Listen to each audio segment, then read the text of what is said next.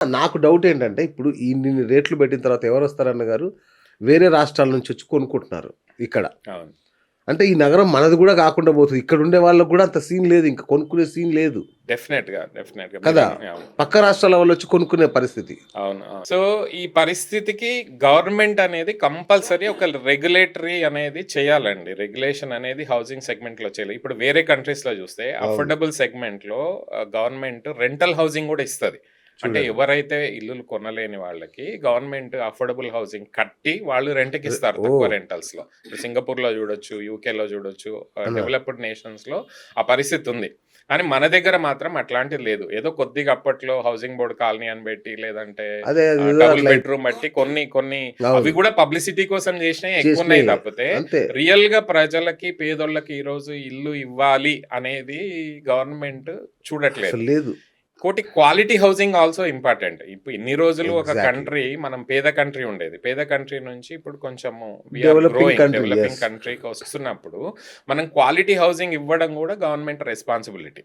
అంటే ఫెసిలిటీస్ గానీ, కరెక్ట్. ఇల్లు గానీ, క్వాలిటీ హౌసింగ్ కూడా గవర్నమెంట్.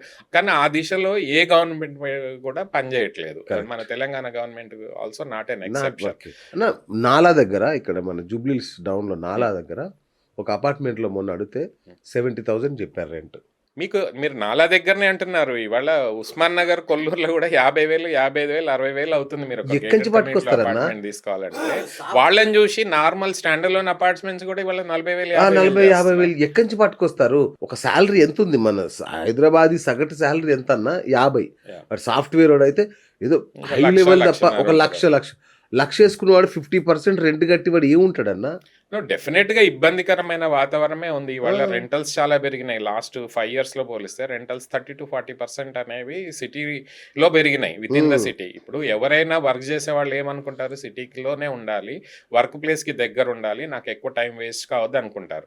ఆ స్ట్రెస్‌లో వీళ్ళు రెంటల్స్ ఎక్కువ పెట్టుకుంటున్నారు. దాంతో ఫైనాన్షియల్ స్ట్రెస్ ఎంత అనేది స్ట్రెస్ డెఫినెట్‌గా అవుతుందది? పెరుగుతుంది అందరికి. మళ్ళీ జాబ్‌లన్నీ బుడగలే. ఎప్పుడు ఎగిరిపోతాయో యాహ్! తెలియని జాబ్ జాబులు. గూడా అంతే. మళ్ళీ దీంతో పాటు బ్యాంక్స్, లోన్స్ అవి గూడా లోన్స్ ఎక్కువైపోయినాయి. రిజిస్ట్రేషన్ చార్జెస్ కూడా బాగా ఎక్కువైపోయినాయి. పెంచేశారు. దీని మీద డెఫినిట్‌గా గవర్నమెంట్ ఒక రివ్యూ చేయాల్సిందే. ఒక పాలసీ తీసుకురావాల్సిందే. అఫోర్డబుల్ సెగ్మెంట్ రెంటల్స్ హౌసింగ్ గూడా గవర్నమెంట్ ప్రొవైడ్ చేయాల్సిందే. యెస్. గవర్నమెంట్ బాధ్యత అది. కరెక్ట్. అట్లాగే ఈ ప్రైసెస్ కూడా పెరగకుండా చూసుకోవాల్సిన బాధ్యత కూడా ల్యాండ్ ప్రైసెస్ గానీ, హౌస్ ప్రైసెస్ గానీ, ప్లాట్స్ ప్రైసెస్ గానీ దానికొక గవర్నమెంట్ బాధ్యత మారటోరియం అది. ఎంతో కొంత ఉండాలి గదన్న ఒక గారు అసలు. ఆ! రిస్ట్రిక్షన్స్ అనేవి రిస్ట్రిక్షన్ ఉండాలిగా. కంపల్సరీ పెట్టాలి. ఇంతవరకెళ్ళాలి, ఇంతవరకెళ్ళొచ్చు అనేది ఉండాలి గానీ ఇప్పుడు హైదరాబాద్‌లో చూస్తే మీకు 80% middle class, lower middle class, కొద్దిగా అప్పర్ క్లాసే ఉన్నారు. ఒక రిచ్ క్లాస్ అనేది ఇప్పుడు ఎవరైతే ఈ కోకాపేట్ గాని, గండిపేట్ గాని రిచ్చోళ్ళే కొనుక్కోవాల్సిన అంతే పరిస్థితి గదా! అనేది ఏర్పాటయింది. మిడిల్ క్లాస్ మీరన్న అప్పర్ మిడిల్ క్లాస్ వాళ్ళు రెంట్‌కి గూడా రాలేని పరిస్థితి. ఇప్పుడు మీరు చెప్పిన ఏరియాల్లో డెఫినెట్‌గా. రెంట్‌కి గూడా రాలేని మీరు పరిస్థితి. అక్కడే కాదు ఓఆర్ఆర్ దగ్గర ఏ ప్లాట్స్ చూసినా 50,000, 60,000, యెస్. 70,000 గజం అయిపోయింది. యెస్. ఈ మధ్య ట్రిపుల్ ఆర్ దగ్గర కూడా ప్లాటింగ్ వెంచర్ చేసి 25,000 రూపీస్ పర్ స్క్వేర్ యార్డ్ ఉంది. ఈ అబ్బా! పరిస్థితి ముందు లేకుండే హైదరాబాద్‌లో. చూడండి. ఏ వెంచర్‌లో చూసినా 25,000 లేనిది ఇవాళ ప్లాట్ అనేది దొరకట్లేదు. 200 గజాలు కొనుక్కోవాలన్నా ఇవాళ 50-60 లక్షలు మినిమం స్పెండ్ చేయాల. మళ్ళీ ఈ స్పెండ్ చేసే దానిలో గవర్నమెంట్ 30-40% టాక్సెస్ రూపంగా టాక్సెస్ వెనక్కి రూపాయలకి తీసుకుంటుంది. అది తీసేసుకుంటది. జీఎస్టీ అవ్వచ్చు, టీడీఎస్ అవ్వచ్చు, కన్‌స్ట్రక్షన్‌లో వచ్చే టీడీఎస్‌లు, జీఎస్టీలు అవ్వచ్చు. ఓవరాల్‌గా ఇవాళ కన్‌స్ట్రక్షన్ కాస్ట్ కానీ, ల్యాండ్ కాస్ట్‌లో వచ్చిన కాస్ట్‌లో 30-40% గవర్నమెంట్ తీసుకున్నప్పుడు గవర్నమెంట్ రెస్పాన్సిబిలిటీ కూడా ఉంటుంది. మరి అఫోర్డబుల్ హౌసింగ్ ఇవ్వాలి. ప్రజలకు మంచి ఫెసిలిటీస్ ఇవ్వాలి. రోడ్డు, పవరు, ఈ అన్ని ఫెసిలిటీస్, సోషల్ ఇన్‌ఫ్రాస్ట్రక్చర్ ఇచ్చే బాధ్యత కూడా మంచి పార్క్స్, గ్రీనరీ. ఇవాళ కొత్త ట్రెండ్ స్టార్ట్ అయింది ఏక్యూఐ అని, ఎయిర్ క్వాలిటీ ఇండెక్స్ అని. అవును. ఇప్పుడు హైదరాబాద్ చూస్తే లాస్ట్ ఫ్యూ ఇయర్స్‌లో ఎయిర్ క్వాలిటీ ఇండెక్స్ దారుణంగా పడిపోతుంది. కరెక్ట్. దాని గురించి ఏం చేస్తదనేది ఒక పాలసీ లేదు పాలసీయే లేదు గవర్నమెంట్‌లో. దానికి ఇది మళ్ళీ సంబంధించి. ఢిల్లీ లాగా, ముంబై లాగా ఒక గ్యారంటీగా పొల్యూటెడ్ అవుతది. సిటీ లాగా అవ్వచ్చు. మీరు పంజాగుట్టలో చూడండి అన్న ఎంత దారుణంగా ఉంటదో నో. సిట్యుయేషన్. అదొక్కటే కాదు. ఆ! ఓవరాల్‌గా చెప్తున్నా. సిటీలో ఎయిర్ యెస్. క్వాలిటీ ఇండెక్స్ అనేది మీరు మొబైల్‌లో ఇప్పుడు ఇంతకుముందు మనకు తెలిసేది కాదు. తెలిసేది కాదు. అవును. ఐఫోన్ ఓపెన్ చేస్తే ఎయిర్ క్వాలిటీ ఇండెక్స్ అనేది అది చూపెడుతుంది. ఇంతకుముందు పంజాగుట్టలో బోర్డ్ ఉండేది. బోర్డ్ ఉండేది. అవును. పొల్యూషన్ బోర్డ్ ఉండేది. సో ఎయిర్ క్వాలిటీ ఇండెక్స్ అనేది చాలా ఇంపార్ట్ అయింది. మొన్న ఎప్పుడో మెస్సీ వచ్చినప్పుడు ఢిల్లీలో అవును. సీఎం అక్కడికి వస్తే అందరూ ఏక్యూఐ అని అరిసారు. అవును. అంటే జనాల్లో ఒక రకమైన అవేర్‌నెస్ వచ్చింది. అవేర్‌నెస్ కాదు, గవర్నమెంట్ మీద వ్యతిరేకత వస్తది. కరెక్ట్. మీరు యెస్. ఏ రోజైతే ఈ అఫోర్డబుల్ సెగ్మెంట్‌లో మీరు వర్క్ చేయకపోతే ప్రజల్లో ఒక వ్యతిరేకత భావం గవర్నమెంట్ మీద వస్తుంది. గవర్నమెంట్ తప్పకుండా ఆ దృష్టిలో తీసుకొని నెక్స్ట్ 5 years 10 yearsలో ప్లానింగ్ సరిగ్గా చేయకపోతే డెఫినెట్గా గవర్నమెంట్ మీద వ్యతిరేకత అనేది జనాల్లో వస్తుంది. అది మీకు కనిపించకపోవచ్చు, అది ఓట్ల రూపకంగా డెఫినెట్గా కనబడుతుంది కదా అన్న. మీరు చెప్పారు త్రిబుల్ ఆర్ అన్నారు. ఈ కంట్రీలో మిడిల్ క్లాస్ ని టచ్ చేసిర్రు అనుకో, డెఫినెట్ గా దాని ఎఫెక్ట్ గవర్నమెంట్ దారుణంగా ఉంటుంది. త్రిబుల్ ఆర్ అన్నారు. ఏం చేశారన్న ఇప్పటి వరకు? దాని చుట్టుపక్కల ప్లాట్లు అమ్మడం, దాని పేరు చెప్పి ఊదరగొట్టడం తప్ప ఏమన్నా ఒక చిన్న రోడ్, అప్రోచ్ రోడ్ అన్న పడిందా ఇంతవరకు? టిఆర్ఎస్ గవర్నమెంట్ 10 సంవత్సరాలండి, అవును. కాంగ్రెస్ గవర్నమెంట్ వచ్చి 2 years అయింది. కరెక్ట్ 10 ఏళ్ల కిందట మొదలైన ట్రిపుల్ ఆర్. Yes. ఇప్పుడు ఈ 2 సంవత్సరాల నుంచి వీళ్ళు ఏం చేయలేదు, ఆ పాత గవర్నమెంట్ ఏం చేయలేదు. ఇప్పటిదాకా పునాది రాళ్ళు కూడా పడలేదు. స్టార్ట్ అవుతుంది అన్నారు.